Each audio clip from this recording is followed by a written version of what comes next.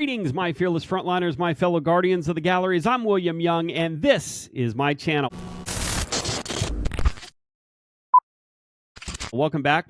Today, I want to dive into something critical, something that is super important, something that affects all of us that are working in corrections, the culture of our facilities. I'm going to use a bit of a unconventional metaphor today, but I think let me put my phone on vibrate here. That's a little embarrassing, and I apologize for that. Let me shut that down here. I'm going to use a bit of an unconventional metaphor today, but I think you'll get the point by the end of the episode, so stay with me. There's a common trope, a storyline in our industry, a storyline that lays the blame for the current state of our profession, our toxic culture, at the feet of our leadership. And although I wholeheartedly believe that administration absolutely plays a part, has a role, I also believe that we do too. So our correctional facilities, right? Imagine this, our correctional facilities are a massive ship. Picture an ocean liner, one that we've all had a hand in constructing, maintaining, steering. And it's not just up to the captain, to the leadership to guide this vessel. It's not just solely the responsibility of the unions or the line staff either. The reality is that the course that this ship takes, whether it's smooth sailing or headed straight for the iceberg, it is shaped by the choices that we've all made, both by what we've done and what we've chosen not to do. Our agency's culture is a direct reflection of the collective efforts of each and every one of us. You guys know the story of the Titanic, right? The so-called unsinkable British ocean liner that met its tragic end after hitting the iceberg in April of 1912. The sinking of the Titanic wasn't the fault of just one person. It wasn't just Captain Edward Smith's mistake or because Frederick Fleet wasn't paying attention. It was a combination of decisions, oversights, missed opportunities. In the same way, the culture in our facilities doesn't just happen. It's a product of all of us, from the top to the bottom, from the front office right to the front lines. And if we want to avoid the iceberg that we're headed for in our workplace, in our facilities, we can't just sit back and hope that someone else will steer us to safety. We need to take action now, because if we don't, we're all responsible for whatever wreck might come. So let's talk about the responsibility. Here's the hard truth, right? Our agency, our facility will only improve when we collectively decide, right? Not just one of us, collectively decide that we want to do it. If we want to come to work in a facility where we feel safe, respected, supported, then we have to create that environment. It's easy to point fingers and say, you know what, the leadership, it's their job to fix this. Or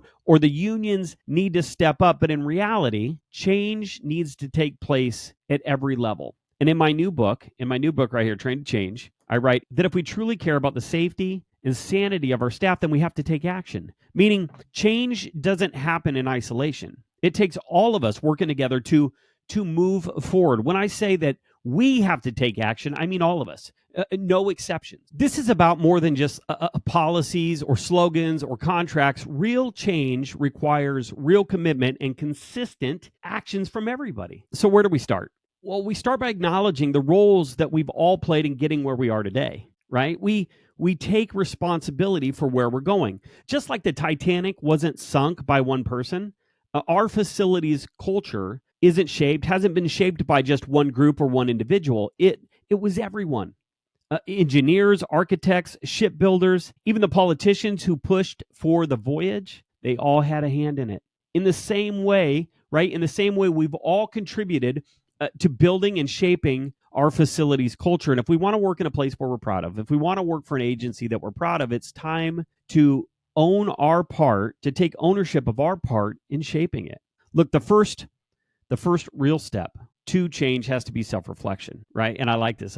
You guys remember Michael Jackson? Michael Jackson said in Man in the Mirror that if you want to make the world a better place, take a look at yourself and make a change. And that applies to each one of us. If we want a better environment, then we need to start by asking ourselves, how am I contributing to the current one? Are we fostering respect and teamwork, or are we letting the negativity fester? Are we actively working towards solutions, or just waiting for someone else to fix it? Look, building a supportive environment is everybody's job. Just like the safety and security in our facility is everybody's responsibility, so is the creation of an environment that supports our staff. right? That supports us. It's not just about a leadership setting policies.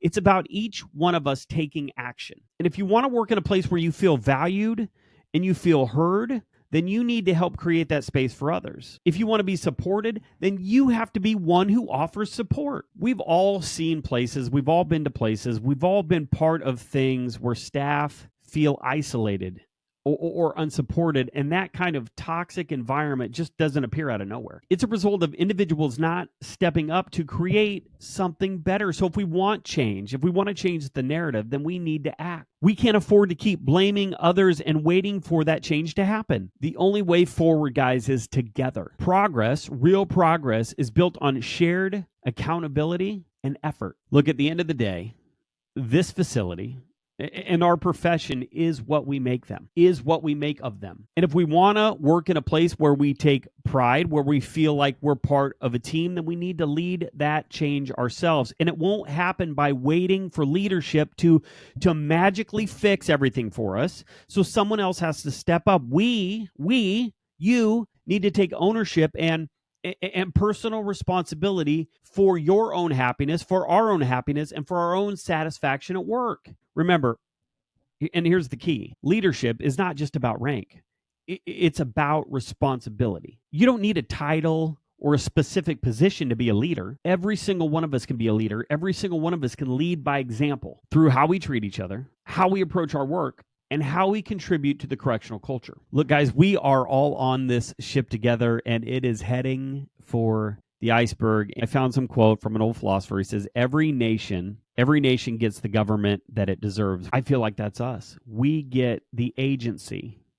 We get the facility that we deserve. And if we want to change course, if we want to steer towards a facility where we all feel valued, where we can succeed, it's going to take all of us working together to meet that common goal. So let's take a hard look at where we're at and commit to steering our facilities and our profession towards where they need to be. All right, guys, thank you for hanging out with us today, for listening, for watching to another episode of the Just Corrections podcast. New episodes drop daily, 4 p.m. Central Standard Time. Set a reminder or a phone on your calendar so you will never miss an episode. And I've actually got a link in the description below. You can click that link. It'll add it to your calendar to send you a reminder. Make sure you subscribe, follow the show on YouTube or whatever podcast platform you can find it on. You can also find me on Facebook, X, Instagram, LinkedIn. Leave a comment. I want you to leave a comment. I want you to get involved. I want you to stay engaged. I want you to share the show with your friends, family, fellow correctional professionals, with everybody, right? The Just Corrections podcast. And if you're interested in supporting the show, click on the link below to become a member of the Patreon community, Just Corrections Patreon community. There are a couple of different tiers, different options, so check that out. Again, the link is in the description below. The link to the books are also in the description below, all of them available on Amazon. And if you'd like to bring me out to speak or present at your event, send me an email at justcorrections.booking@gmail.com. All right, guys, that's all I got. Until next time, be smart, stay safe, stay sane, and we'll talk soon.